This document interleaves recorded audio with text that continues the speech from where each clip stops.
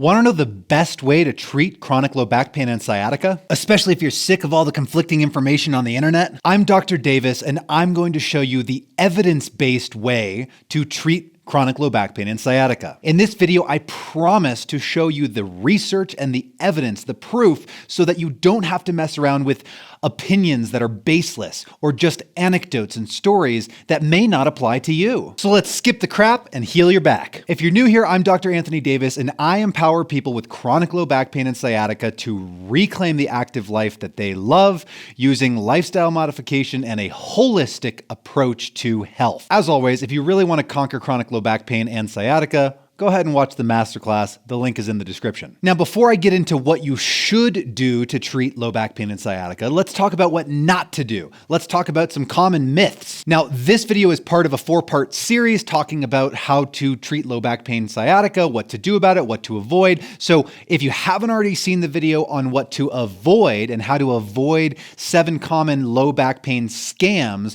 go watch that video. I'll link to it up here somewhere. But the short story is, anything that's just hands-on or meant to fix your posture, your alignment, fix your muscle imbalances, stretch your tight hips, fix your leg length inequality, any of that stuff is absolute garbage.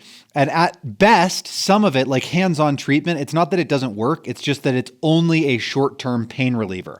So that's fine, but we also need to do all the things that we're right about to talk about in this video. So if you're using any of those things, make sure to do the stuff we talk about today as your primary method of treatment. Because I've said it a million times and I'll say it a million more, fixing posture, fixing alignment, fixing muscle imbalances, leg length inequality, and joint positioning doesn't really matter at all. And that's just what the evidence says. That's what the research says, so you can stop worrying about it. So what does the research say does work for chronic low back pain and sciatica? What should you do? Well, us doctors, we rely on something called clinical practice guidelines. A clinical practice guideline is basically a review piece of research that summarizes all of the literature that exists on a particular condition. In your case, chronic low back pain and possibly sciatica. And the way these clinical practice guidelines summarize it is first-line treatment, stuff you should absolutely do. This should be your first thing you do.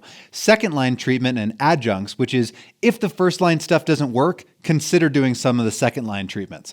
And then lastly is just stuff that is straight up not recommended, you should not do it, or maybe in very, very extreme circumstances, sometimes do it. So let's dive in. For chronic low back pain and sciatica, there are only 2 evidence-based treatments that are first-line treatments, and those are education and exercise. Education that most of the time, most episodes of low back pain will heal on their own. Even disc herniations can heal on their own.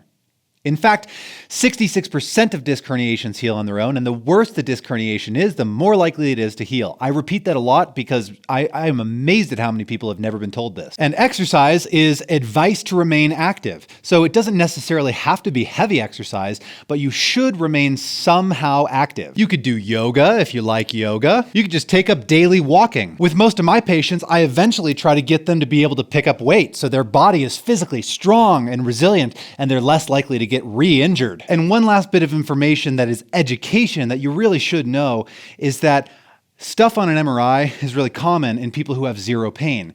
So when we look at a study with 3,000 people who have zero low back pain, you'd expect that they would have really normal looking spines on an MRI. But they don't. Most people, even if they have zero low back pain, have things like disc herniations, disc degeneration, osteoarthritis, right? Stenosis, scoliosis, spondylolisthesis. So we don't need to be obsessed with what you see on the MRI because nobody has a perfect spine. Now let's talk about exercise. What should you be doing? Well, you've probably been told that you need to do core stability training, and that core stability training is the most important part of low back pain rehab. But evidence shows that that's not true. Sometimes it's helpful in short-term cases of really extreme pain, but long-term, there are no benefits when we compare it to just normal general exercise. So you could just as easily do some squats every day instead of worrying about the core exercise. You could do lunges, perhaps, strengthen those legs. And don't forget to do upper body exercise. You could grab some weights and work out that upper body, right? That's not going to hurt your back and you can stay active. The point is there's no perfect exercise.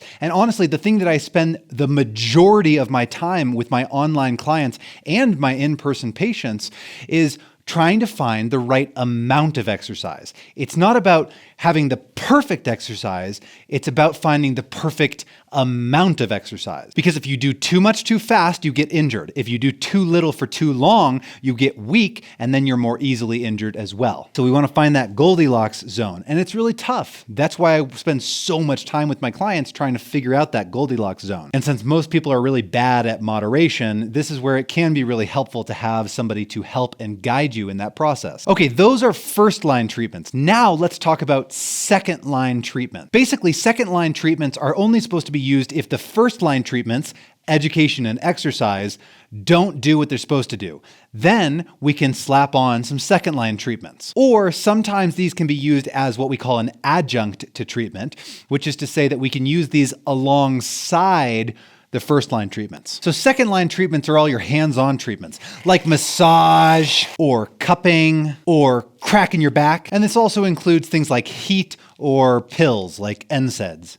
Ibuprofen, acetaminophen, that kind of thing. You might be sensing a common theme here, which is all of these second-line treatments, for the most part, are pain relievers. Now, there's nothing wrong with a little bit of pain relief. It feels good. Who doesn't love to get their muscles rubbed, right? Oh, I could feel that one in my bones. Okay.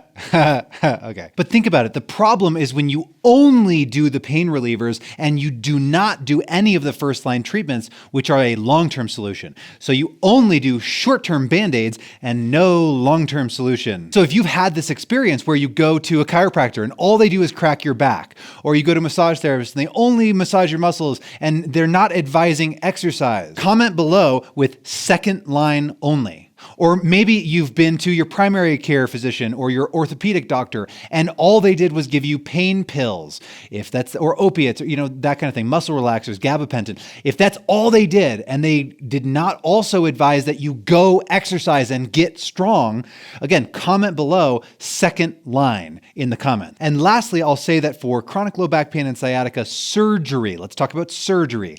Sometimes in rare cases, a discectomy or a laminectomy are advised, but these are usually rare cases with severe symptoms and major red flags.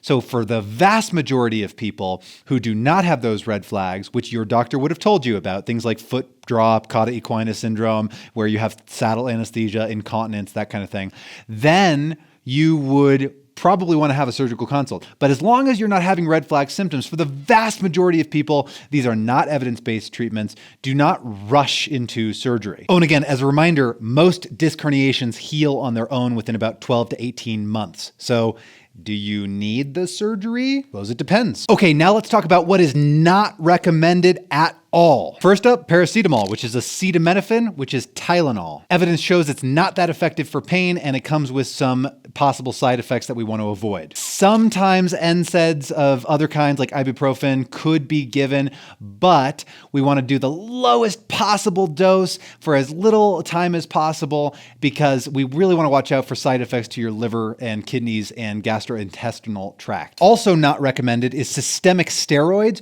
or even epidural injections. The systemic steroids are not recommended at all. The epidural injections are only supposed to be used in very rare cases, as little as possible. They should not be used long term. And again, with the pills, opiates are not recommended at all. Turns out they're not super effective at actually relieving the low back pain in the first place, and they come with huge risks of side effects, mainly addiction, and we have an opiate crisis on our hands, an epidemic, if you will, and we really need to avoid. They should not be prescribed at all, and yet they are currently being prescribed at very high rates. They're kind of being handed out like candy. So I've spoken to a lot of people who have been to their primary care physician or their orthopedic doc, and all they did was give them a bottle of pills and send them on their way, and they did not give them education and exercise. If that's you, then go ahead and comment pills in the description. Do not say opiates. That's going to be really, really bad for the algorithm. Please just comment pills, and that's fine. So today you learned that the first line treatments, evidence-based treatments for low back pain and sciatica,